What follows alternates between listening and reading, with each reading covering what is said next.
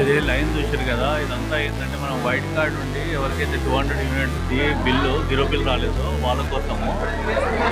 So ఇక్కడ actually ఏంటంటే మన జిహెచ్ఎంసీ సర్కిల్ కానీ MPD office municipal commissioner office కానీ వెళ్ళి మనం వాళ్ళు ఆ రోజు సబ్మిట్ చేసిన ఈ ప్రజా ఏదైతుందో పాలన దరఖాస్తు రసీదు ఒకటి ప్లస్ వాళ్ళ పేరు మీద ఇచ్చిన కరెంటు బిల్లు కానీ, అదేవిధంగా మన ఇంకోటి వచ్చేసి వాళ్ళ ఆధార్ కార్డు, సో ఇవన్నీ కూడా జిరాక్స్ కాపీ తీసుకొని లైన్లో తీసుకొని సబ్మిట్ చేయాల్సి ఉంటుంది. ఒకవేళ ఆల్రెడీ అడిగినాక వాళ్ళు ఏ విషయం చెప్తారంటే ఆల్రెడీ మనకి చెంది అంటే రాసి ఉంటేనేమో పర్వాలేదు వాళ్ళు చెప్తారు, లేదు అంటే మాత్రం మీరు ఇక్కడ సబ్మిట్ చేయాలి. సబ్మిట్ చేసినాక దానివల్ల మీకు ఫోన్ చేసి చెప్తారంట వాళ్ళు.